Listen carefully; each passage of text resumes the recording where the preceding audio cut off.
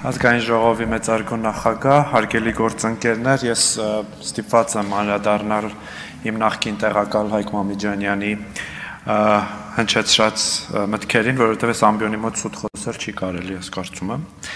Պարոն Մամիջանյանն ասում է, ես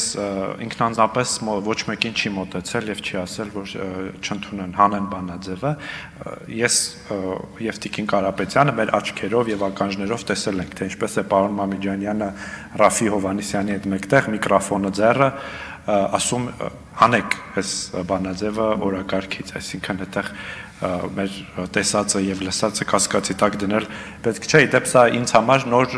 սկաց բան չի, հա, իրադրություն չէ, այսպիսի իրավիճակների ես շատ բազմիցս հանդիպել եմ, բայց օրինակ ադրբեջանցի պատգամավորների կողմից տարբեր խորհրդարանական հարթակներում այդ նույն գործելակերպով։ Պարոն Մամիջանյանը գլուխ է գովում, թե մի տեղից չէ, մի 2-3 տեղից են Նիկոլ Փաշինյանի անունը հանել այդ Բանաձևից։ Ի տարբերություն իրենց պատահած եվրոպացի գործընկերները պարկեշտ մարդիկ են, հա, իրենք մտածում են, որ եթե որոշ առաջարկներ ընդունեն, տեքստը ընդունելի կլինի եւ պաշտպանություն կգտնի, բայց այնինչ պարզվեց, որ հաջորդ օրը եւս միջանցներում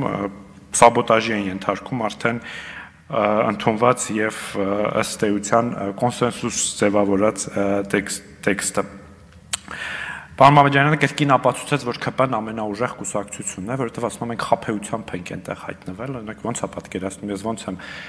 ԵԺԿ նախագահ Մանֆրեդ Վեբերին խաբել, որ ինձ անձնապես հրավեր ուղարկի մասնակցելու ԵԺԿ կոնֆերանսին, դա ոնց է հնարավոր։ Հետո ասում է, որ բանը Շարմազանովը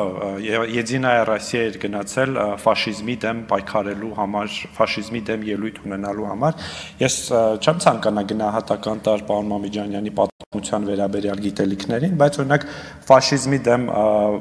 ելույթներ կարելի ունենալ նաև Փարիզում, Բրյուսելում, Բերլինում, Վալենսիայում նույն, որը շատ